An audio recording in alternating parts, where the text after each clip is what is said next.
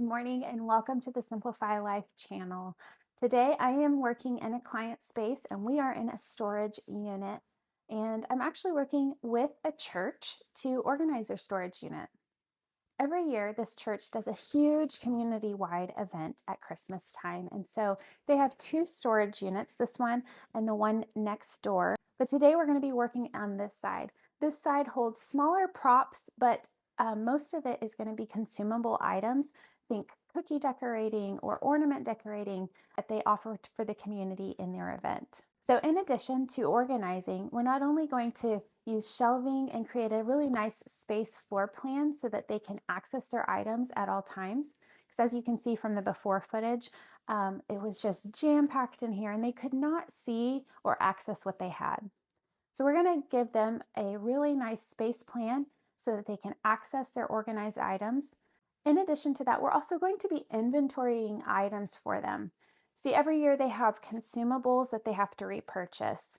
And so the way that the storage unit was, they didn't know how much they had and they didn't know how much they needed to order. So we're going to create a system. So as they tear down the event this year, they can actually count and tally up how much product they have left. So as they go to open up for the event next year, they will have a clear list, detailed list of what quantities they have of their products that they reorder every year. And they won't have to come back in and count because they'll already have the list. All right, let's get started. Since we were working in a storage unit, we had a pretty slim space to move items around in. However, it was a really beneficial circumstance that the adjacent unit had recently been emptied, and the client was able to rent that space just for a brief period so we could use it as a staging area where we could store the shelving units and the products over the multi-day project. This was a game changer for us and allowed us to have a little more flexibility during this project. So first, we unloaded all the organizational products we had and lined them up by size so we could see how much we had left as we use them in the space. Next, we worked with one of the staff members at the church who gave us a little more insight into how different items were used for the event. We also used this time with her to edit the inventory and remove anything they didn't want to keep for future events. Now, in a perfect situation, I would have liked to go through all the boxes and see what the inventory was and then purchase products based on that.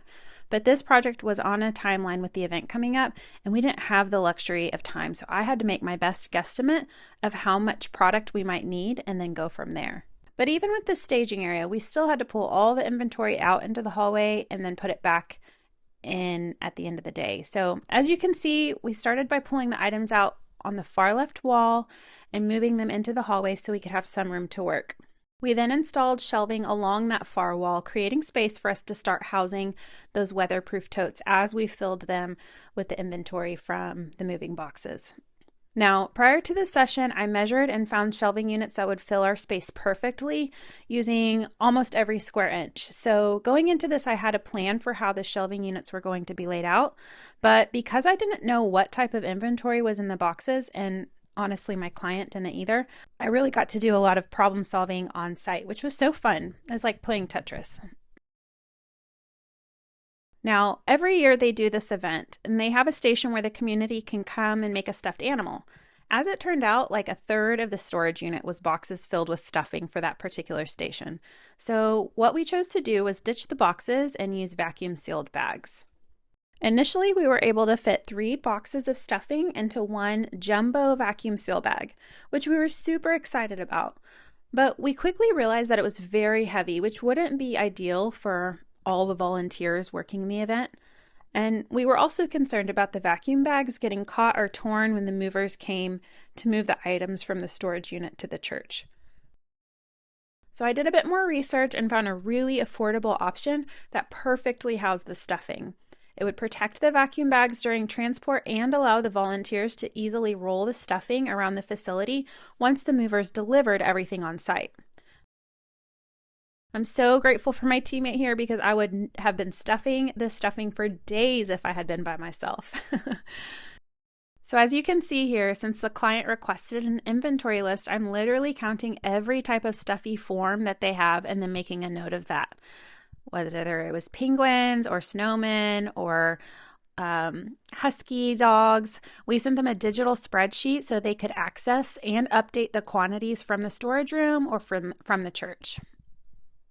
Again, I had a rough idea of what I might find in the boxes, but I had no clue how much quantity of each item I would find in the boxes.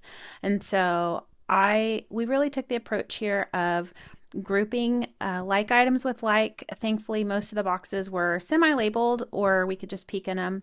And then we just really tackled it like one category at a time. So you can see we're starting with the stuffy forms in this back corner, and I am just filling up these shelves, doing row by row as we need for the amount of stuffy forms that they have.